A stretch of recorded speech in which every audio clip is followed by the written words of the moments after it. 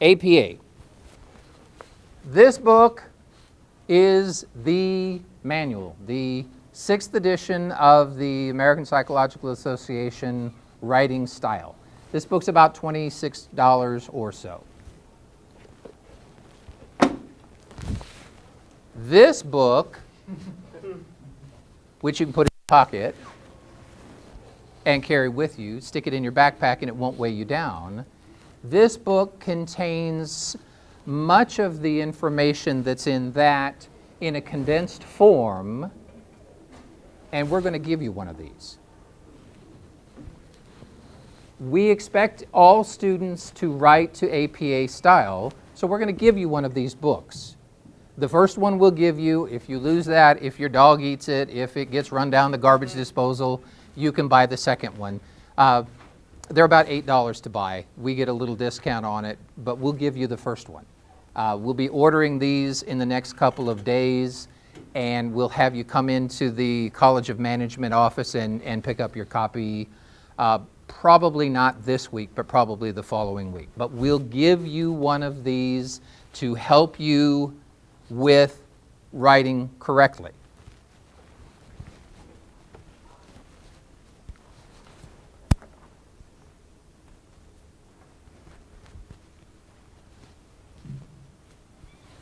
Now you're not going to do it, are you? And if I can be on this side, I may not be able to use my new clicker on the new computer. Oh, here we go. All right, APA style. Why do I need to know this? Who cares? Why do you need to know APA style? It's required. Professional writing always follows patterns. Every discipline has its own pattern of writing. In the College of Management, we have made the decision to adopt the APA writing style. It has been the policy for many years in our doctoral program. Last year, we made the decision to extend that to the MBA program and the undergraduate program and the IT programs as well. So for all of the courses in the College of Management, APA style is the professional standard that we expect students to write to. It makes your life as a student simpler, and you're sitting there thinking, you're nuts. You're giving us all these rules we don't know and telling us that makes our job easier. Once you learn the basics, you're done.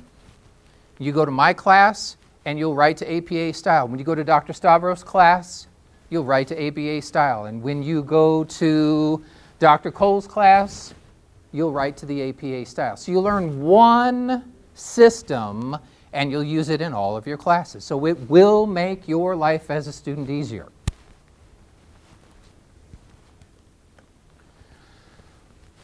All of the students are held to the same standard. You're all compared against the same set of expectations.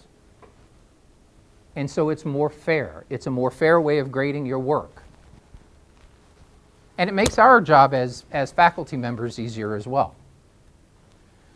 Because now we know what you are supposed to be doing, and we know that you're supposed to be doing it. So we have a standard that we can compare your work against. And it's a universal standard.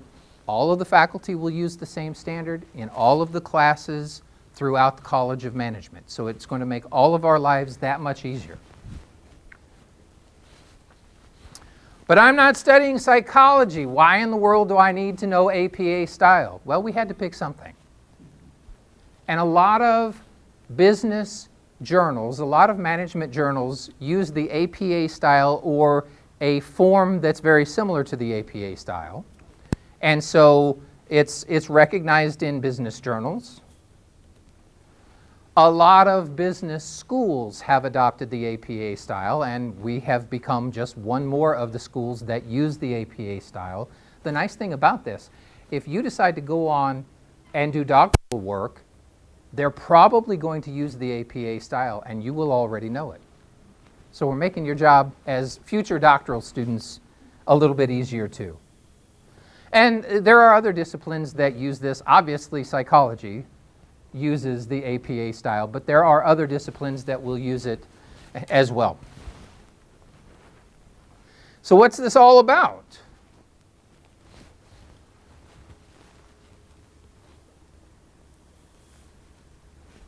APA style helps you to give you like a skeleton to structure your paper. APA style, it's much more than just citing properly. It's much more than the reference section. It's about the physical organization of your paper. It's about the language that you use in your paper. It's about the proper use of grammar and punctuation and active verb tense rather than passive verb tense. It's about being direct and straightforward in your language. And so it helps you to become an effective communicator. And if you can communicate effectively, you'll be writing like a pro by the time you get done here. How many of you would like to be able to walk out of here with the ability to write a well-structured paper that really speaks to people? We're going to help you do it. All right, what are the parts of a paper? Title page, an abstract or an executive summary, if it's required. I personally don't expect students to have an abstract. An abstract really is if you're writing a research-based paper. I don't mean a research paper for a course, but I mean actual scientific research. An executive summary is a common, do you know what an executive summary is for? Years ago, I was doing consulting work, working on a project for the Department of Defense.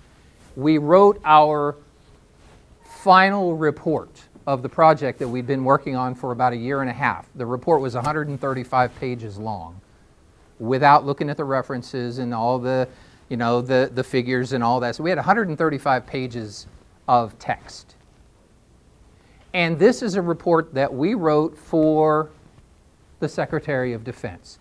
Do you think the Secretary of Defense read my 135-page report? He did not. You know what he did? He read my 12-page executive summary and then handed it to his experts and said, tear this apart and tell me why I shouldn't believe him.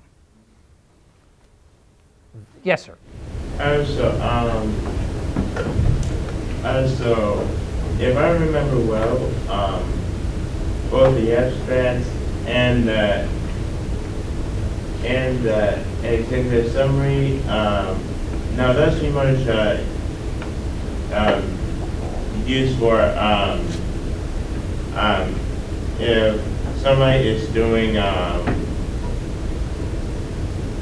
something for a certain company that's actually being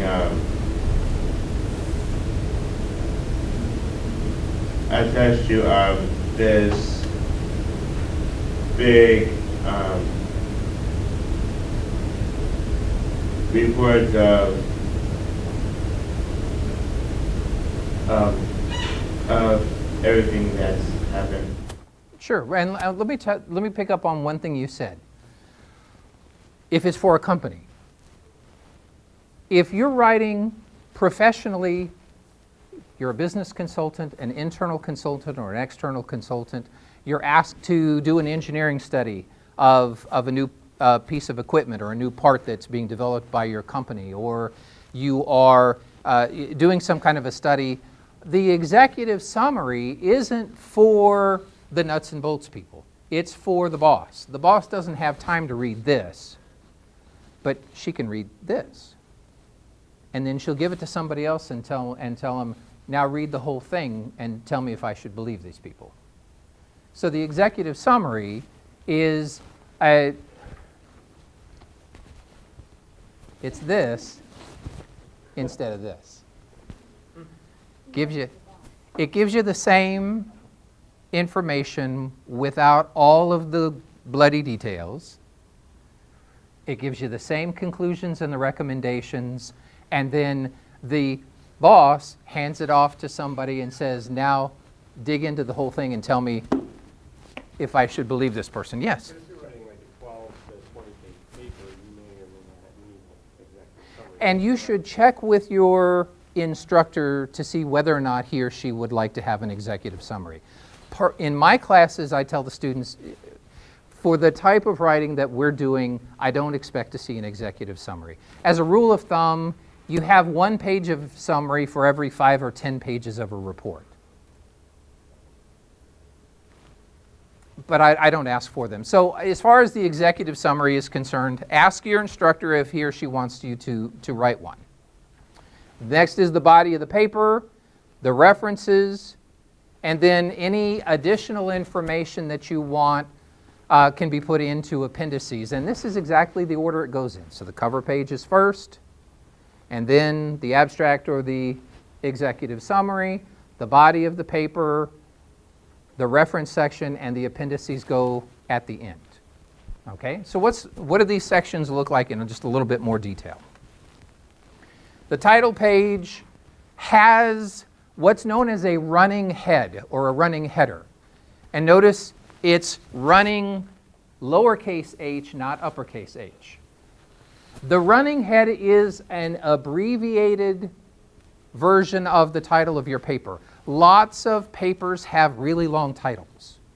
Some of the titles may be 15 or 20 words long, and it's difficult to put all of that across the top of every page, but APA style requires that you have a running head, which is an abbreviated title of your paper on every page, from the cover page to the references. So the title page has at the top a running head, the page number, the title of the paper, the name or names of the authors, and the name of the institution where that work was performed, or the institution that provided the resources for that work. So if I'm writing a paper as a research faculty member here at Lawrence Tech, then the institution is Lawrence Tech. If I start up a consulting company and I write a report as a part of my consulting work, then I would list the name of the consulting company as the institution. What institution will all of you be listing? Lawrence Tech, because this is work done in conjunction with your course work. And here's what that title page looks like. So you've got across the top, running head, lowercase h, remember, colon, OCB and firm performance, page number, then the title, organizational citizenship behavior and firm performance in 6 European Union countries, the name of the author, and the institution. Is the date there? Is the course number there? Is there a Lawrence Tech seal there? Is there the disclaimer that I didn't cheat there? Nope. The cover paper has the running head and 3 things: the name of the paper, the name of the author, the name of the institution where the work was done.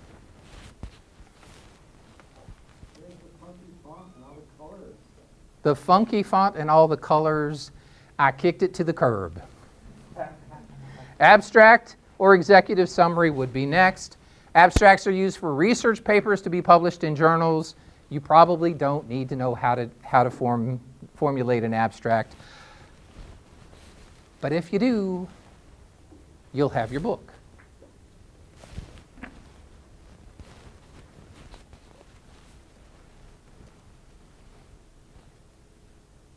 Executive summaries are for professional reports, typically 5 pages or more in length. A rule of thumb is 1 page of summary for every 5 or 10 pages of the report.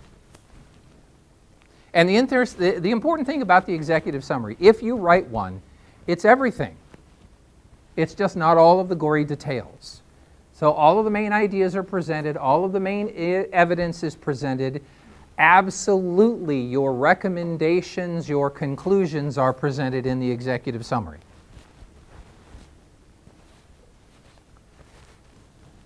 Next is the body of the paper. Wow, that's small. Okay, the body of the paper, we get back to the running head again, but From the body of the paper on, we drop the words running head and we just put the abbreviated title and the page number. So running head with the lowercase h is only on the cover page. Once you get back that, you drop the running head part, you continue to use the abbreviated title and the page number. On the first page of the body, you have the full title centered on the page, and you double space below that and begin the text of the actual body of the paper. If you use headings, headings are in all capital letters, and the headings in APA are like an outline. Have you ever written an outline of something that you've written or read? Remember when you were in like high school and they gave you something and they said, take this and write an outline of it? And you said, okay, what are the main points? And they get the capital Roman, and then the next level is the capital A, capital B, and then the next is the 1, 2, 3. Those are the headings. So what it is it's like putting the outline inside the paper to help the reader to anticipate, okay, this section is about this type of information. I need to be aware that the idea is changing, and it helps it helps the person to follow your paper along. And the headings go in all capitals. Each new paragraph is indented. The first word in each paragraph is indented. You double space all lines in APA style, and you use 12-point Times New Roman font. It's very specific. Is that the same for the title page too? Yes. And one of the most critical things, going back to what we were talking about before, is the proper citation of information that you took from other sources. So you cite the sources of ideas and information that came from other sources. Do's and don'ts. Do use proper grammar.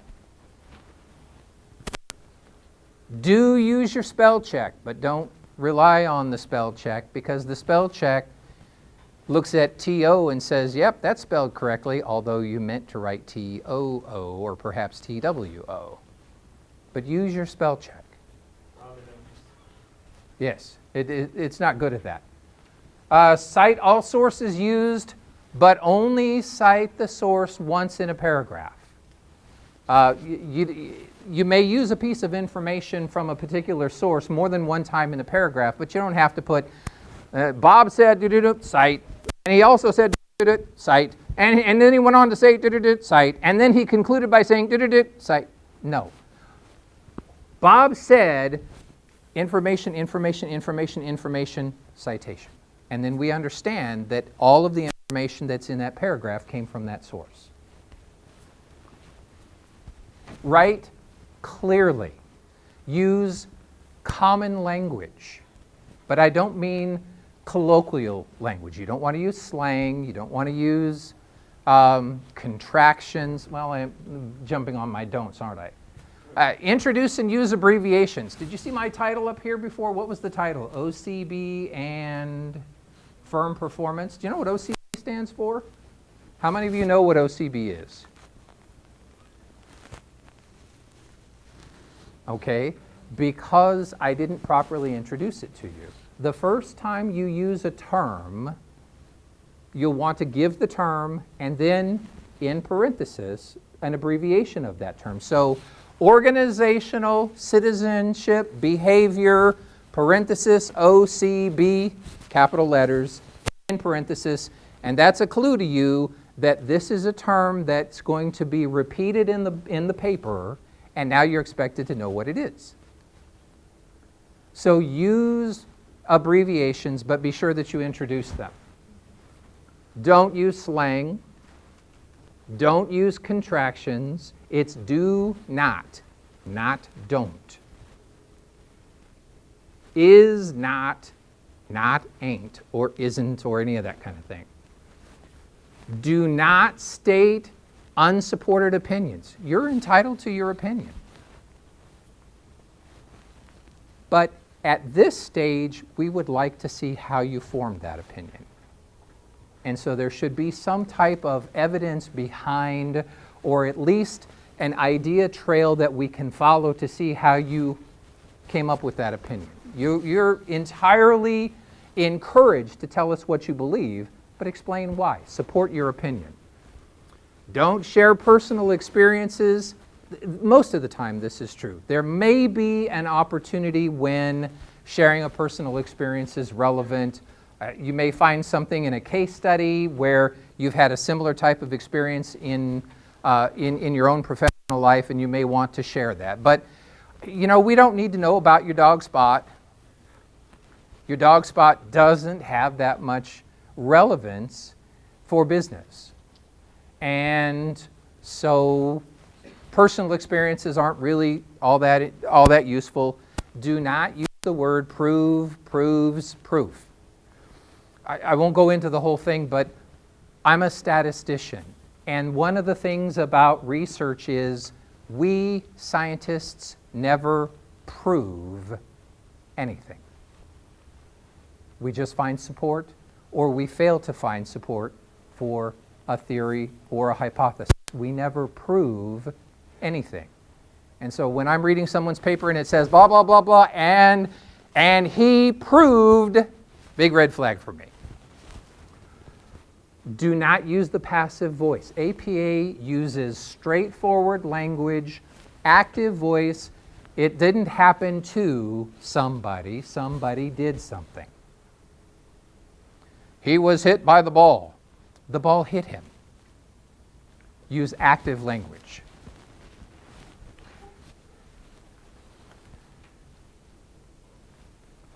How do you go about citing sources? We've talked about citing.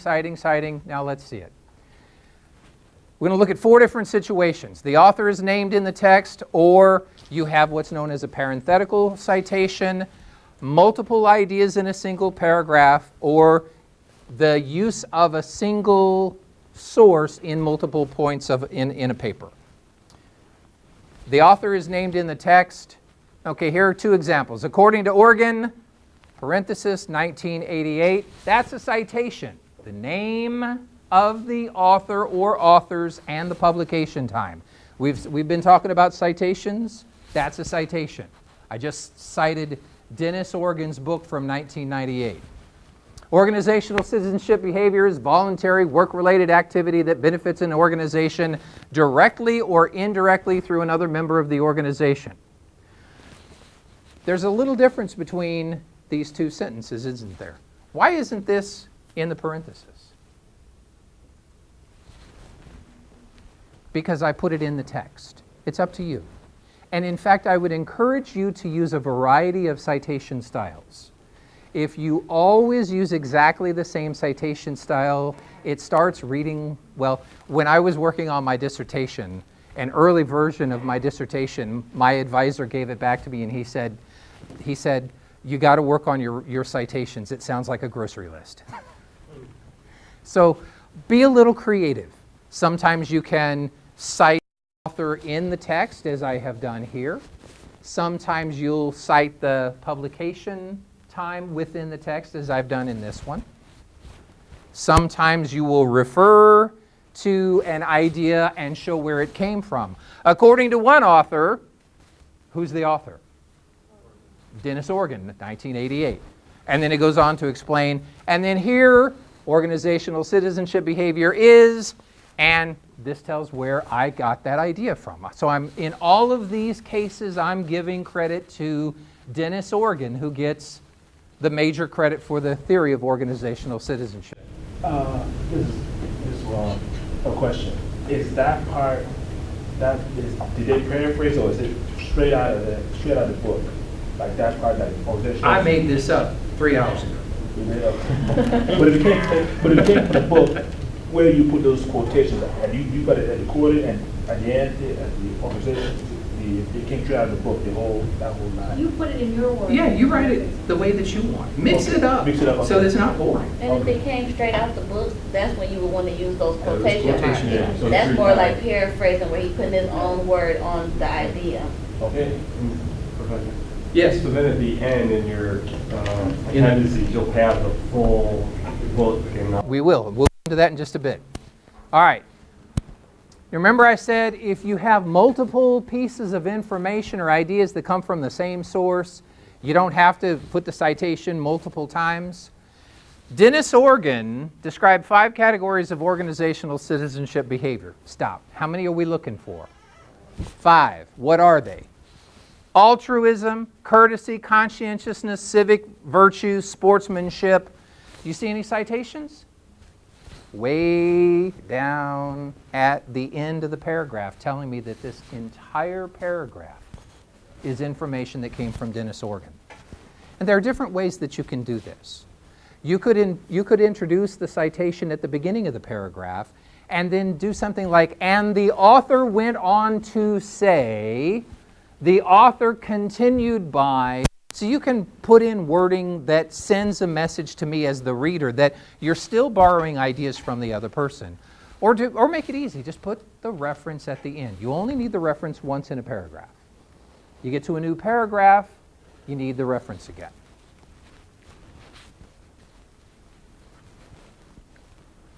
All right, full citation the first time you use a reference. And by full citation, it means all the names of the authors up to 6. So here we've got Kissengau, Luriu, Hosea, and Joseph 2007. When I refer to that again in the same chapter, in the same paragraph, now I shorten it to Kissengau et al. And notice the period is after the L. I see students who will write et, period, al, or put 2 periods. No. Do you know what et al. Means? And others. And others. And the al is alam. And that's why there's a period, because it's abbreviated. You remember, how many of you are like history people? Et tu Brutus? That's the same et.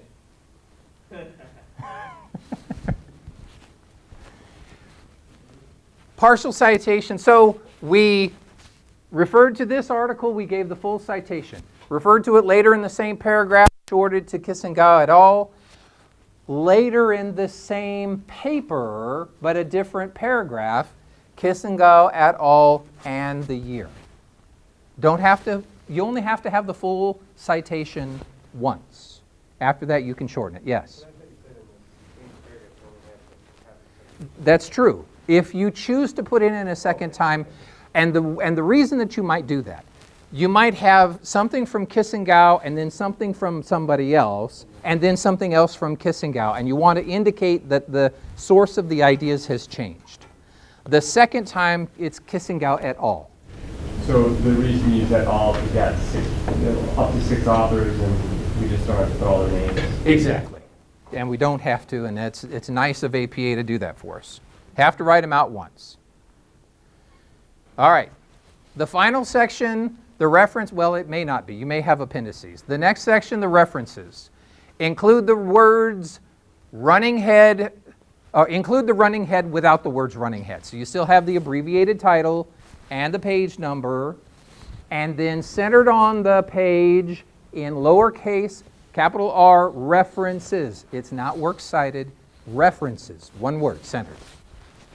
Use a hanging indentation, and I'll show you an example of that in a minute. Double space the entire reference section. Alphabetize the references by the family name, surname, last name, whichever you prefer, of the first author. It's not in the order that they appear in your paper. They're alphabetical in the reference section. If you have something that's written and the only reference you have is New York Times, then you would put it where the word new, that is your author, and it would go in the in section. So here's a reference page. Here's my short abbreviated title, the page number, the word references, and this is an example of the hanging indentation. You indent 5 spaces on the second and any additional lines within the reference. When you get to the new reference, each reference begins at the margin. And if the reference stretches to a second, third, fourth line, those lines are indented. Yes, sir. So, just to clarify, if you did use that same source multiple times in your research paper, and you quoted different page numbers, you have to include every single page number in the reference section. Nope, there are no page numbers in the reference section unless you're referring to journal articles. And in that case, the reference section, there's one entry for every source, but not for every citation, because you may cite a particular source more than one time.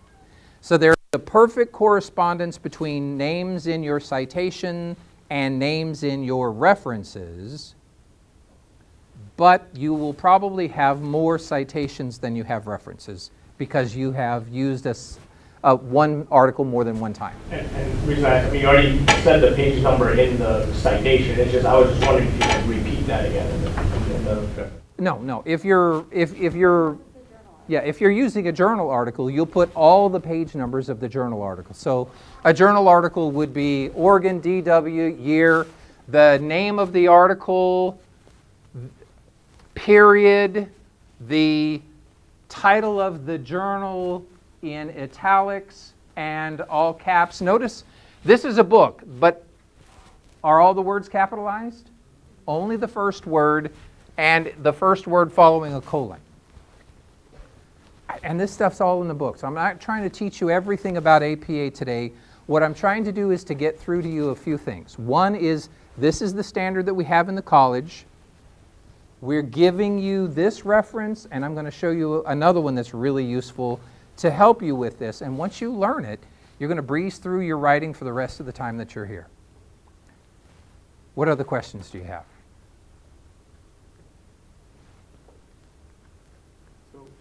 Yes.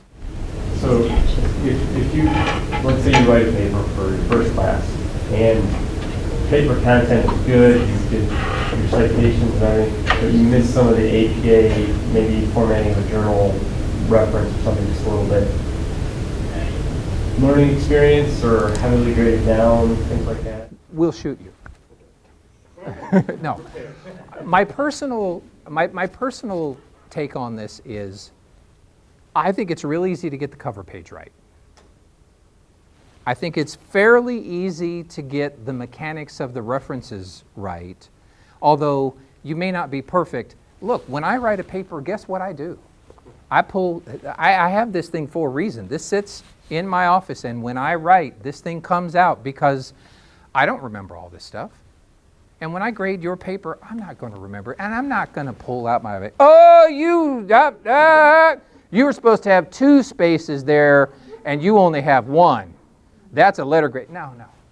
We're not here to punish you. We're here to try to help you to become professional writers. Okay? Yes? I keep hearing this, so the running head. So is it like a header, right? That's a header that you said? It's right up there. And in fact, I insert it as a header. As a header. So that will appear on every page, right? Unless you do first page different. Or then the last page. Oh, the header goes on all of it. The running head goes on all the pages. All the pages, right? So, okay. It goes on your cover page. It goes on all of the pages all the way through the references. Just cover page set running. That's right. The cover page is the exception where you have the words running head with a lowercase h, colon, and then the abbreviated title. Then everything else, you just put the header, that part right there for the rest of the page. Right. Okay, I got you. And in Word, it has a little checkbox that says first page only, and you click it, click it and then on. everything else does it for you. For you. Yeah. Sometimes it's helpful. Sometimes it's frustrating. Yeah. Okay. Any other questions?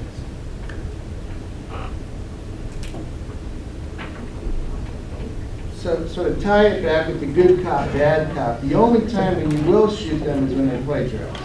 Well, I won't shoot them. I put the guns down. I was in the Army, and I haven't shot anybody since I got out of college. And I'm not going to start that.